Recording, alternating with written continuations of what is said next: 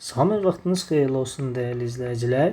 Belə bir suala baxalım. 12-si 7-ci ay 2026-cı ildə 1-ci qrup blok imtahana düşən bir sualdır. Təniklər sistemini ödəyən x, y cütləri üçün x plus y hasilinin ən kiçik qiymətini tap deyib. Biz bilirik ki, burada hasil nə zaman 0 ola bilər? Ya vurğuların hər ikisi 0 olsun, ya da vurğulardan biri 0 olsun. Buradan x bərabərdir y olacaq və bir də x bərabər 2 olacaq. X 2-dirsə avtomatik y-də 2 olmalıdır, deyilmi? Əla, baxsaq görək ödəyirmi məsələn? İndi biz burada baxmamız lazımdır. Mən məsələn x-i yəni 2 yazsam, 2 çıxılsın 2 vur 2. Ödəyirmi yoxsa ödəmir? Hə, deməli.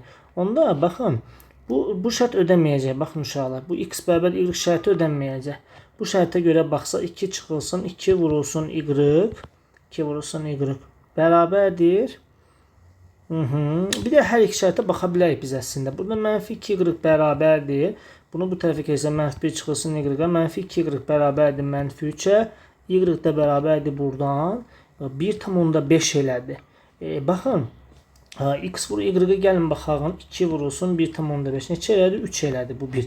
Sonra mən başqa bir hala baxacağım. Deyərəm ki, baxın, bu hala baxmamışdım da bayaq. Yalnız bu hala baxmışdıq. İndi gəlin deyirəm ki, x bərabər y-ə.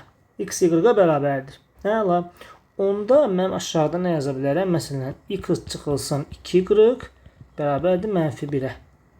İndi buradan x-in yenə y gəlsin. Mən burada bir y yazsam, bundan bunu çıxanda mənfi 1y bərabərdir mənfi 1-ə. Y də bərabərdir 1 elədi. Y 1-dirsə x də bərabər 1 eləməlidir uşaqlar.